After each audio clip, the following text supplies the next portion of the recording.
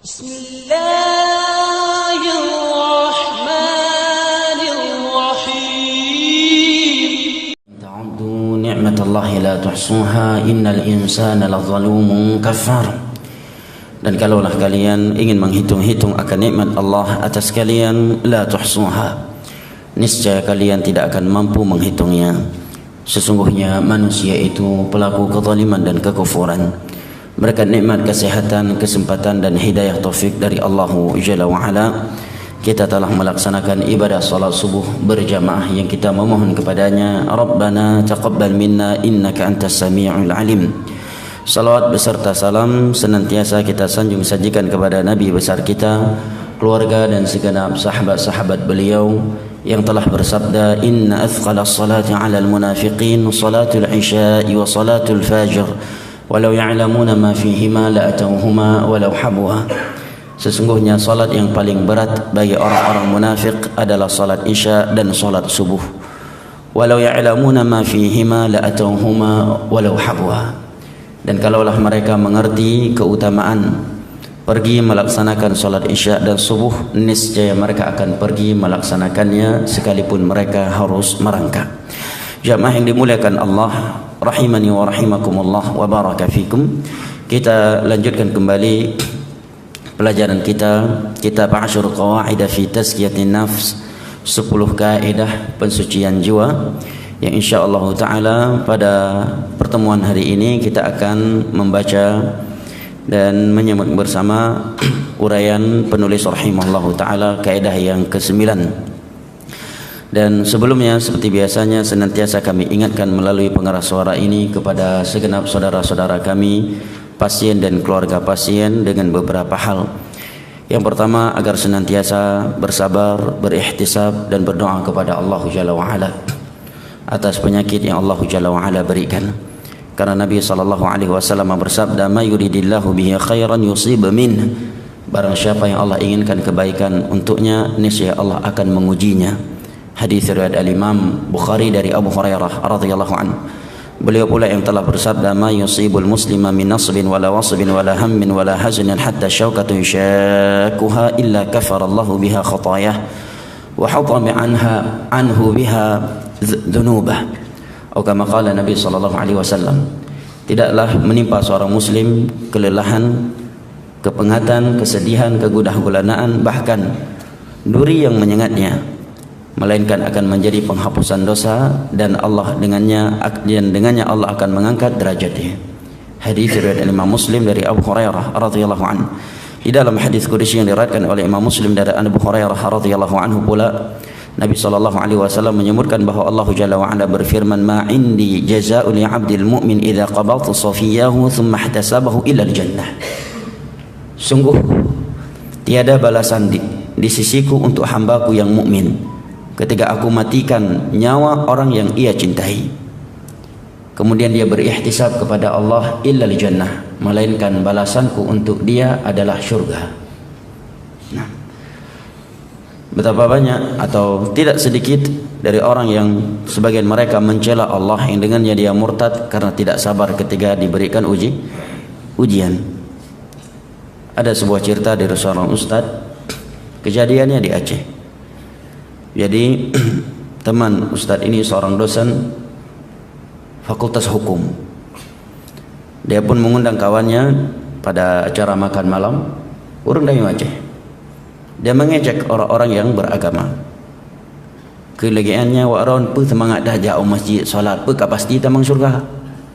Aci ni terangkan dia belum pai duk surganya, kiban warna surganya. Coba kalian terangkan kepada saya di mana surga itu dan bagaimana dia? Kalau kita disuruh masukkan ke kolam ikan, kemudian dikatakan di dalamnya ada ikan, maka kita bisa memastikan. Kita turun bisa lihat ada ikannya ataukah tidak. Kalau surga, itu apa? Terlalu semangat beramal. Orang Aceh jamaah, dosen. Usut punya usut, rupanya dia pernah diuji oleh Allah dengan sebuah ujian yang dengannya dia menjadi berubah seperti itu. Dia bawa orang tuanya sakit ke luar negeri. Kemudian hari-hari persiapan untuk operasi, tiba-tiba kulit tubuh orang tuanya terbakar, jatuh berguling-guling ke lantai. Di saat itu dia mencela Allah Jalla wa'ala berserta keluarganya. Sampai lagi ya Allah, Nabi ujian ke kamu. Ya. Dan dari semenjak itu dia menjadi liberal seperti itu. Apa sebabnya jemaah? Karena tidak sabar dan ihtisab ketika diuji oleh Allah Jalla wa'ala. Nabi Ayub alaihi salam 18 tahun diuji oleh Allah dengan kondisi terburuk di dunia, sepanjang dunia. Tidak ada manusia diuji oleh Allah dengan penyakit kudis seperti Nabi Ayub alaihi salam. 18 tahun Allah ciptakan kudis terburuk sepanjang dunia. Dari ujung kaki sampai ujung rambut beliau. Seluruh anggota keluarga beliau, kerabat beliau, masyarakat beliau menjauhi, memboikot beliau. Tiada yang mau membantu beliau kecuali 3 manusia. Yang pertama istri tercinta beliau, yang kedua adalah 2 kerabat beliau. Selain dari mereka semua menjauhi beliau. 18 tahun Allah uji Nabi Ayub dengan penyakit seperti itu. Tiada yang keluar dari mulut Nabi Ayub kecuali pujian dari kepada Allah Jalla wa'ala. Di kondisi seperti itu dia berdoa, Rabbi masani yadhur wa anta arhamur rahimin. Ya Allah, telah menimpaku penyakit yang parah. Beliau tidak menisbatkan kejelekan kepada Allah, tidak menyatakan ya Allah kenapa engkau ciptakan penyakit ini kepada aku. Ini adab beliau kepada Allah. Masani yadhur, ya Allah suatu penyakit telah menimpaku. Wa anta arhamur rahimin, dan engkau adalah zat yang paling rahmat, yang paling penyayang, yang paling pengasih. 18 tahun. Dalam sebagian riwayat disebutkan 12 tahun lamanya. Bayangkan ya, kemudian yang kedua, dan ini sangatlah penting dan seringkali ditinggalkan oleh pasien dan sebagian keluarga pasien, adalah salat 5 waktu jamaah. Melalui pengeras suara ini kami ingatkan saudara-saudara kami pasien yang semoga Allah Jalla wa'ala memberikan kesembuhan yang segera dan sempurna untuk mereka, amin ya rabbal alamin, untuk tidak meninggalkan salat. Di dalam Islam tidak ada kondisi seorang muslim atau muslimah boleh meninggalkan salat kecuali kalau dia haid atau nifas, selama akalnya masih sehat. Mau ragam karena mungkin nahid dan nifas. Sebagian pasien membelen-belen di rumah sakit aneh salat. Di keluarga pasien pun sebagiannya demikian. Padahal kesembuhan yang mereka meminta kepada Allah Jalla wa'ala, Allah Jalla wa'ala yang mereka meminta kesembuhan kepadanya, dialah yang telah mewajibkan salat kepada mereka. Sebagian keluarga pasien berminggu-minggu tidak salat. Demikian juga pasien. Para ulama dalam kutubul fiqh, dalam pembahasan salatu ahli al-a'dha, tata cara salat orang yang sakit, mereka menyebutkan selama akal masih ada, maka tidak ada kondisi seorang boleh meninggalkan salat kecuali dia haid atau nifas. Kalau dia tidak mampu berdiri, maka salat sambil duduk. Tidak mampu sambil duduk, fa'ala syaqqihil aiman, dia salat sambil tidur di atas lambung kanannya menghadap ke kiblat. Jika juga tidak mampu, fa mustalqiyan, dia salat sambil terlentang ke langit. Tidak mampu berwudu, maka dia salat dengan tayamum. Tidak mampu tayamum, maka dia salat tanpa wudu dan tanpa tayamum, yang diistilahkan oleh ulama fikih dengan istilah salatu faqidiyat tahurain. Salat tanpa wudu dan tanpa tayamum karena kondisi yang tidak memungkinkan. Di antara contoh yang dicontohkan oleh para ulama, dia ditangkap dan diikat di tiang sekian lama. Masuk waktu salat dia masih diikat di tiang, tidak mampu berwudu dan tidak mampu bertayamum, maka dia tetap salat sesuai dengan kemampuannya, kata para ulama. Atau kalau di dunia medis mungkin dia pasien di ruangan ICU yang tidak mungkin dia membawa air atau membawa batu bata atau alat lainnya untuk bertayamum, maka hendaknya dia tetap salat sekalipun kateter 24 jam di tubuhnya.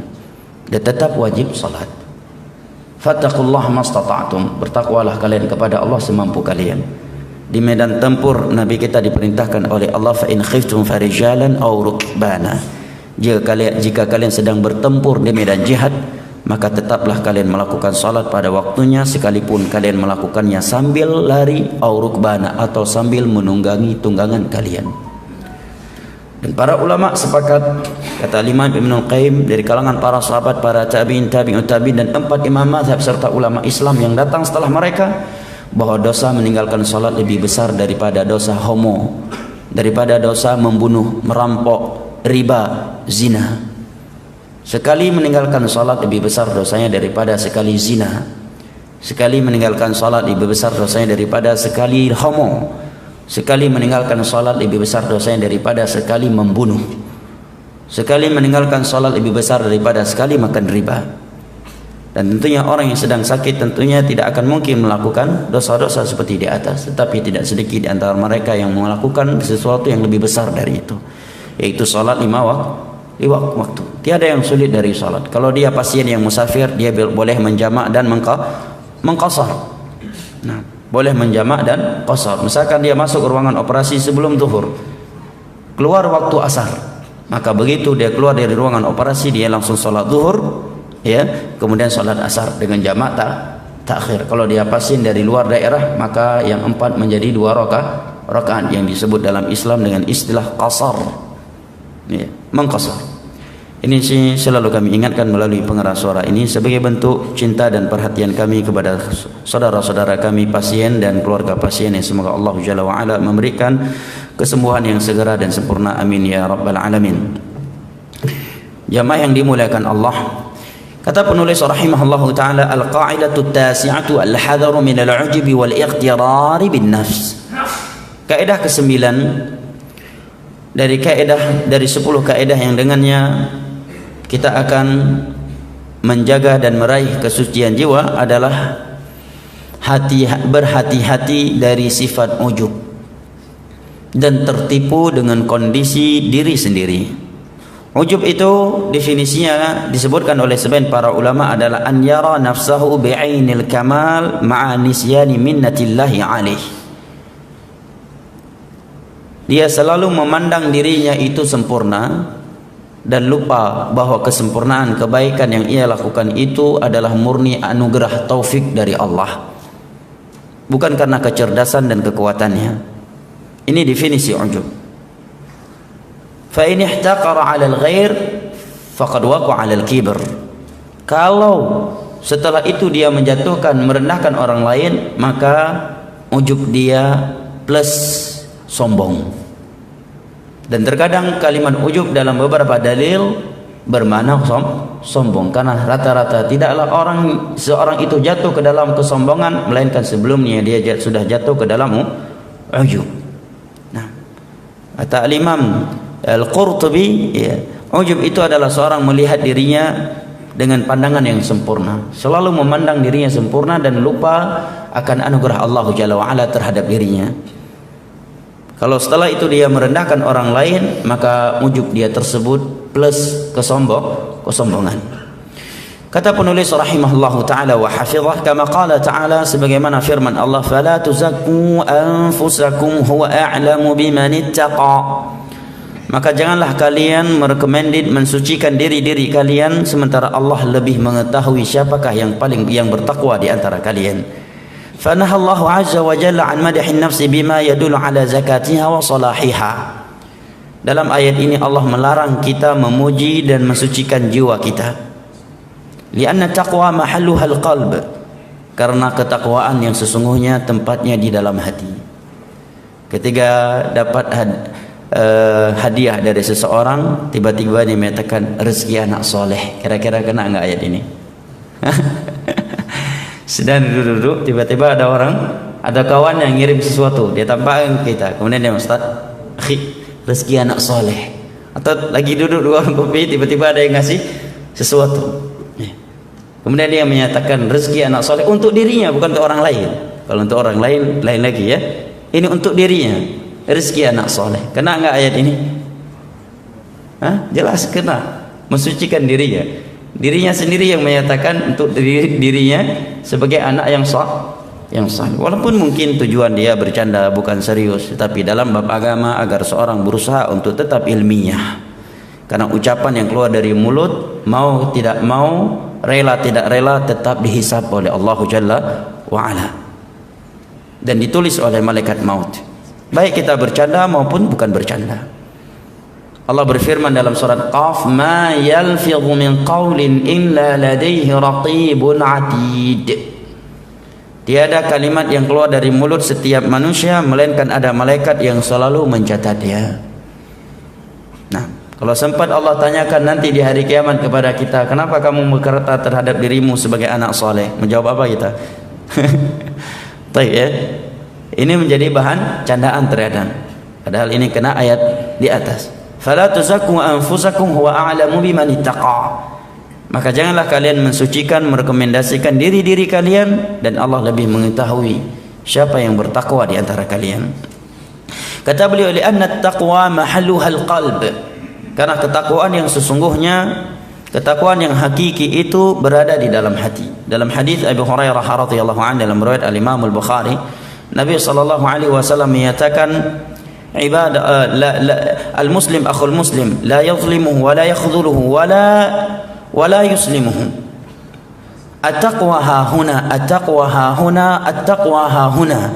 Bihasbi imri'in min asy-syar'i an yahqira akhahu al-muslim. Nabi menyatakan muslim adalah saudara muslim lainnya. Jangan dia mencela, merendahkan, menzalimi atau menyerahkannya kepada musuhnya. Ketakwaan itu ada di sini, ketakwaan itu ada di sini, ketakwaan itu ada di sini, sambil mengisyaratkan tangannya ke dadanya, kata rawi. Kemudian Nabi menyatakan cukup seorang itu dikatakan jelek tatkala dia merendahkan saudaranya. Karena di dalam hadis lain yang diriwayatkan oleh Al-Imam Al-Bukhari dan Muslim dari Nu'man bin Bashir radhiyallahu anhuma, Nabi kita sallallahu alaihi wasallam bersabda, wa ala inna fil jasadi mudghatan idza salaha salaha al-jasadu kullu wa idza fasada fasada al-jasadu kullu wa ala wahyal qalb. Ketahuilah sesungguhnya di dalam jasad, di dalam tubuh manusia ini ada segumpal daging. Yang apabila segumpal daging tersebut baik, maka akan baik pula amalan anggota badannya. Dan apabila segumpal daging tersebut buruk, maka akan buruk pula amalan anggota badannya. Ketahuilah segumpal daging tersebut adalah qalbun, hati. Ini seringkali diterjemahkan hati, tapi beberapa dokter menyebutkan ke anak tepatnya jantung ya dok ya. Baik ya. Cuma sudah enak didengar hati ya. Tapi yang tepat jantung ya. Karena jantung sumber segala-galanya kan. Baik. Nah, di dalam hadis yang lain yang diriwayatkan oleh Imam Muslim dari Abu Hurairah radhiyallahu anhu, Nabi sallallahu alaihi wasallam bersabda, "Innallaha la yanzuru ila suwarikum wa ila jisamikum walakin yanzuru ila qulubikum." Allah tidak melihat kepada postur tubuh kalian, kepada penampilan kalian, akan tetapi Allah akan melihat kepada hati kalian. Untuk apa ibadah yang banyak kalau dibangun di atas ujub dan riya? Seorang yang mati dalam keadaan sujud bisa jadi dia su'ul khatimah kalau dia mati dalam keadaan riya. Dia mati berpakaian ihram, bisa jadi itu su'ul khatimah untuk dirinya apabila dia dalam keadaan riya dan ujub. Dia mati sedang khutbah Jumat, orang lain mengira dia husnul khatimah, bisa jadi dia di sisi Allah su'ul khatimah karena kondisi hati yang tidak sehat di saat ia di atas mimbar, dia sedang ujub, dia sedang riya. Dia mati sedang berceramah, mungkin orang akan menilai dia husnul khatimah, tapi bisa jadi dia di sisi Allah justru su'ul khatimah apabila dia mati dalam keadaan riya. Maka hati amat penting untuk diperhatikan. Seorang ulama salaf yang bernama Abdullah ibnul Mubarak, ulama yang ma'ruf dalam sejarah Islam, yang sebagian ulama menyatakan tiada perbedaan antara dia dengan sahabat Nabi kecuali hanya saja beliau tidak bertemu dengan Nabi. Artinya seluruh ibadah yang ada pada sahabat Nabi kalau kita lihat pada beliau itu ada pada beliau. Hanya saja beliau bukan sahabat. Beliau menyatakan rubba amalin saghirin tukabbiru niyyah wa rubba amalin kabirin tusaghiru niyyah. Terkadang amalan yang kecil menjadi besar karena niat yang ikhlas. Dan amalan yang besar menjadi kecil karena niat yang tidak ikhlas. Ada orang sedekahnya 1 miliar tapi riya. Dipublish ke sana sini, seluruh Indonesia tahu dia sudah menyumbang 1 miliar. Ada satu lagi nyumbang cuma 5.000 rupiah tetapi dengan ikhlas. Saking ikhlasnya diibaratkan oleh Nabi, tangan kirinya tidak mengetahui apa yang disedekahkan oleh tangan kanannya.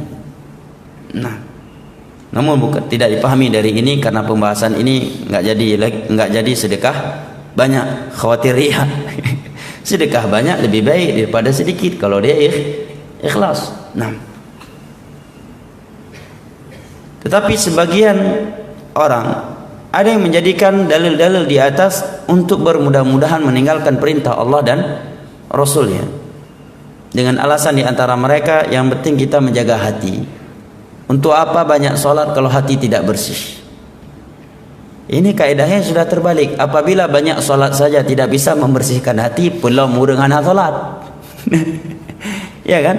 Itu seperti ucapan sebagian orang, untuk apa semangat solat, masuk surga aja belum pasti. Kalau orang yang solat saja tidak pasti masuk surga, apalagi orang yang tidak mau solat. Mestinya kan seperti itu. Sebagian orang membawa hadis Abu Hurairah di atas tadi. Allah tidak melihat kepada penampilan dan postur tubuh kalian, tetapi Allah akan melihat kepada hati kalian.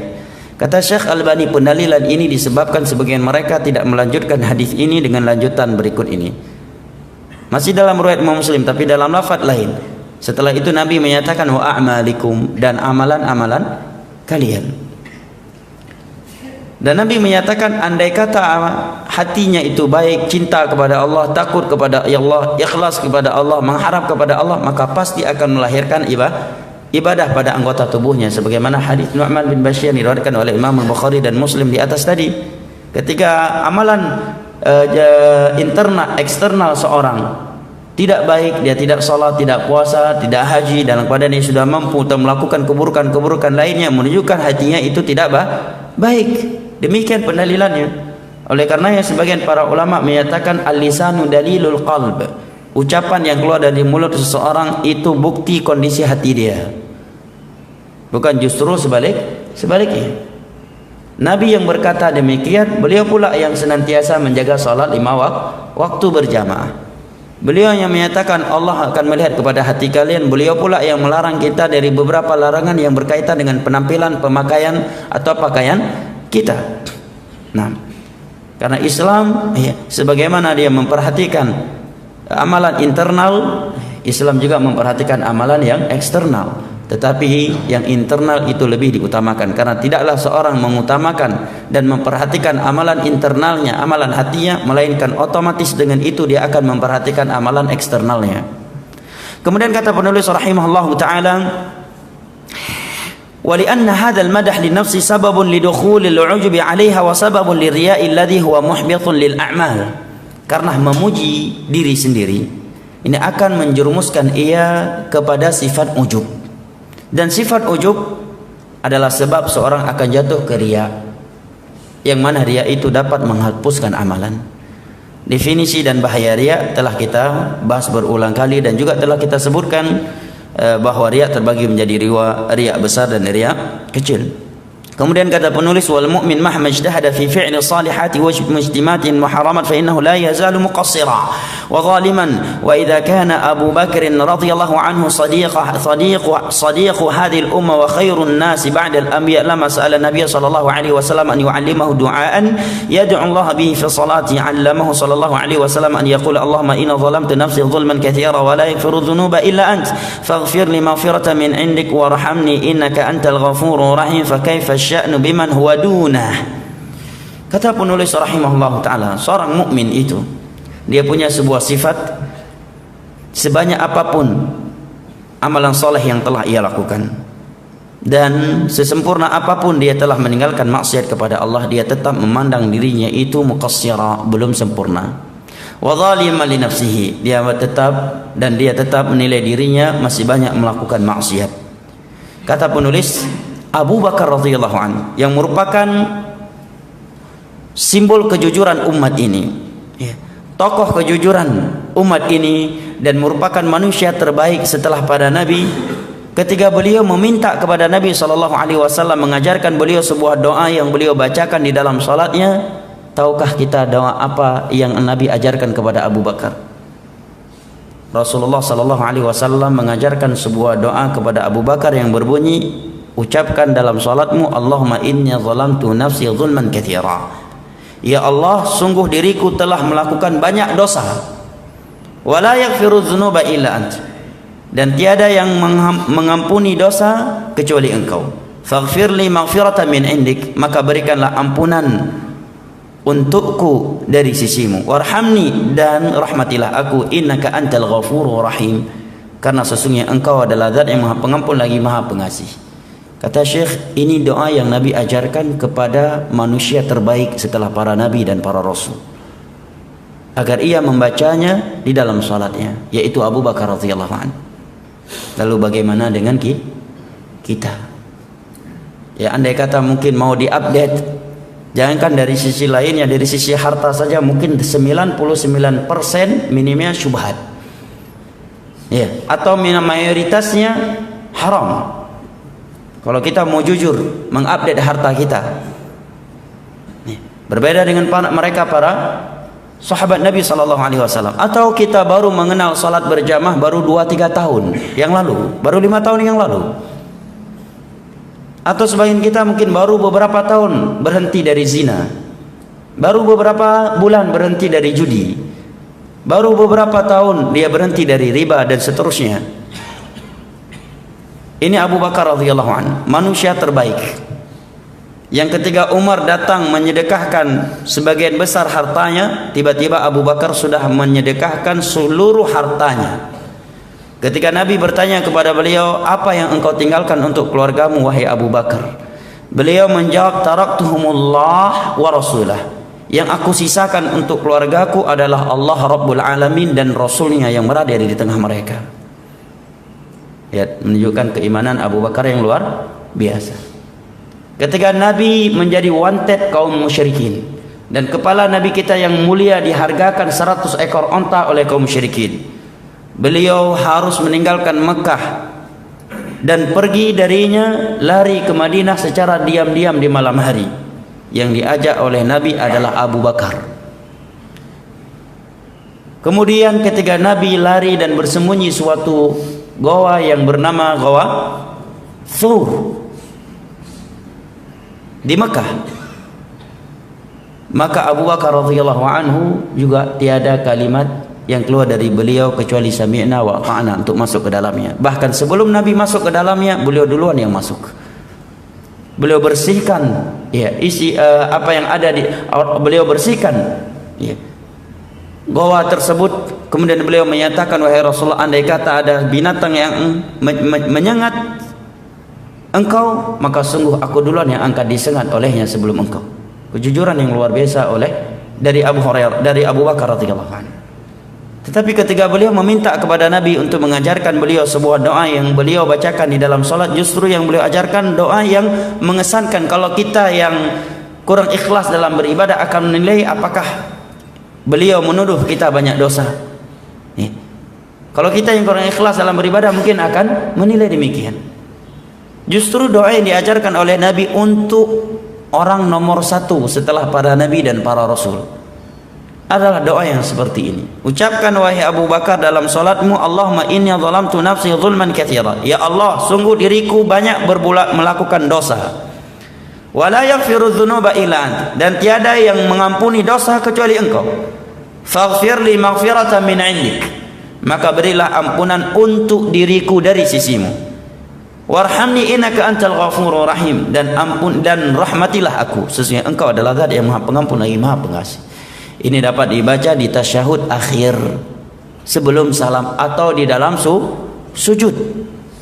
Salah dia mengucapkan subhana rabbil a'la, minimal sekali dia membacakan ini. Allahumma inni zalamtu nafsi zulman katsira wa la yaghfiru dzunuba illa anta faghfir li maghfiratan min indik innaka antal ghafurur rahim. Karena Nabi menyatakan aqrabu ma yakunu al-'abdu min rabbih wa huwa sajid fajtahidu fihi du'a. Kondisi seorang hamba paling dekat di sisi Allah adalah ketika dia sujud, maka perbanyaklah doa ketika sujud. Hadis sahih. Ketika Abu Bakar radhiyallahu anhu dipuji oleh para sahabat dan tabi'in karena beliau telah menjadi sebab kaum muslimin kokoh di atas agama mereka dalam 2 kejadian. Kejadian yang pertama apa? Ketika tersebar berita Nabi SAW telah meninggal dunia. Ini kan berita yang cukup besar. Ya. Bahkan ketika berita itu sampai ke Umar langsung mengeluarkan pedangnya. Yang tujuh pegah Nabi ka meninggal kutak padaku. Oleh Umar. BMM Umar. Yang pegah Nabi meninggal kutak padaku, gali Umar. Yang berani menyatakan Nabi Muhammad telah meninggal, saya penggal lehernya. Beliau menjadi luluh setelah berjumpa dengan Abu Bakar. Abu Bakar langsung berkhutbah di hadapan para sahabatnya.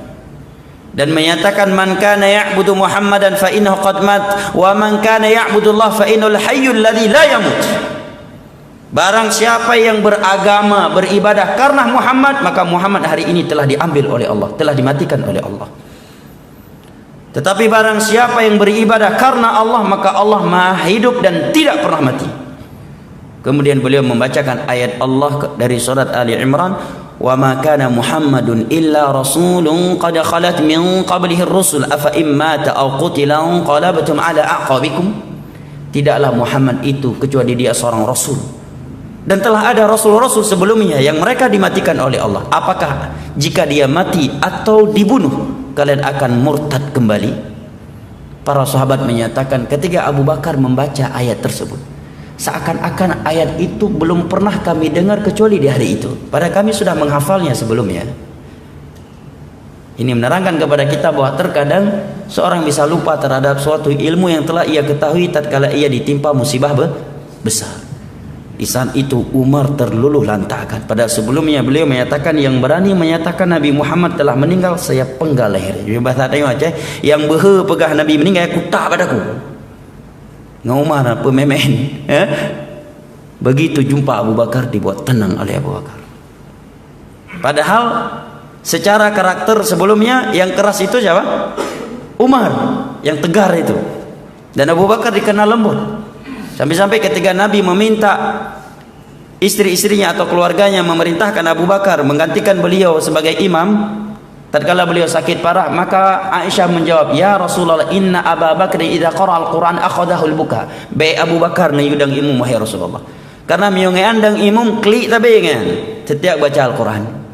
Dalam hadis yang diriwayatkan oleh Imam Muslim, kelembutan hati Abu Bakar. Tapi pada kejadian ini justru beliau yang tegar. Apa sebabnya? Sebabnya kata Hasan Al-Basri, Abu Bakar itu tidaklah mengalahkan, mengungguli sahabat yang lain hanya sekedar karena beliau duluan masuk Islam, tetapi li syai'in wa qarra fi qalbi, karena iman yang sudah melekat di dalam hati beliau. Kejadian kedua jamaah, ketika sebagian mereka tidak mau mengeluarkan zakat lagi setelah Nabi meninggal dunia, maka Abu Bakar memerangi mereka. Demi Allah, andai kata mereka menahan seekor kambing yang mereka keluarkan di masa Nabi, kemudian di hari ini mereka tidak mengeluarkannya, akan aku perangi mereka.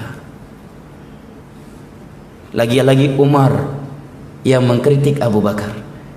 Bagaimana engkau perangi mereka wahai Abu Bakar, sedangkan Nabi menyebutkan orang yang mengucapkan dua syahadat terjaga darahnya, terjaga hartanya. Maka Abu Bakar menyatakan, demi Allah aku akan memeranginya. Karena Nabi yang berkata demikian, Nabi beliau pula yang bersabda, ila bihaqqil Islam, kecuali dengan hak Islam yang mereka tidak berikan, dan zakat adalah hak Islam. Maka Umar pun langsung lapang dadanya dan menerima sikap Abu Bakar tersebut. Dan di masa Abu Bakar pula terjadi peperangan terhadap Musailamah al-Kadzdzab, seorang yang mengaku Nabi dari negeri Yaman, yang diikuti oleh 40.000 orang. 40.000 pengikut Musailamah al-Kadzdzab yang mengaku Nabi. Orang yang pertama kali mengaku Nabi dalam sejarah Islam. Bahkan sebagian ahli sejarah menyebutkan di masa Nabi sudah ada penyakit itu pada dirinya, tapi dia tidak berani menampakkannya. Nah, secara terang-terangan. Abu Bakar yang kokoh dan menjadi pemimpin saat itu, ketika beliau dipuji oleh kaum muslimin, apa yang beliau ucapkan jamaah? Kita mungkin kalau dipuji ya pura-pura baca hai baik berat dan pujo lu ngana tak lagi ya. Mudah dah waktu pada hai baik berat dah biasa medeng. Ya ti tamayu lom Abu Bakar ketika dipuji beliau berdoa kepada Allah, Allahumma la tu'akhidni bima yaqulun waj'alni khairan mimma yadhunnun waghfir li ma la ya'lamun. Ya Allah, jangan engkau perkarakan aku karena ucapan mereka ini kepadaku. Waj'alni khairan mimma yadhunnun, jadikanlah aku hamba yang lebih baik dari apa yang mereka duga. Karena enggak ada manfaatnya kita dianggap baik oleh manusia kalau kita tidak baik di sisi Allah, ya kan?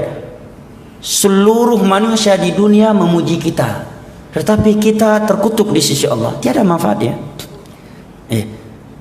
Seluruh manusia membantu kita, relasi kita, tetapi kita berada dalam pelanggaran terhadap agama Allah, sungguh tiada manfaat sedikit pun. Yang ketiga beliau menyatakan waghfir lima la ya'lamun, dan ya Allah ampunilah dosa-dosaku yang mereka tidak ketahui. Ini doa Abu Bakar. Ketika beliau dipuji luar biasa. Dan ini pula yang diucapkan oleh Syekh Albani ketika beliau dipuji luar biasa. Karena keilmuan beliau dalam ilmu hadis, ya, tulisan beliau yang luar biasa ilmiah. Beliau mengucapkan doa yang diucapkan oleh Abu Bakar, Allahumma la tu'akhidhni bima yaqulun waj'alni khairan mimma yadhunnun waghfir li ma la ya'lamun. Ya Allah, jangan engkau perkarakan aku karena pujian mereka terhadapku. Jadikanlah aku lebih baik dari apa yang mereka duga. Waghfir li ma la ya'lamun, dan ampunilah dosa-dosaku yang mereka tidak ketahui. Wa sallallahu ala nabiyyina Muhammad wa ala alihi wa sahbihi wa sallam, wa akhiru da'wana anil hamdulillahi rabbil alamin. Wassalamu alaikum warahmatullahi wabarakatuh.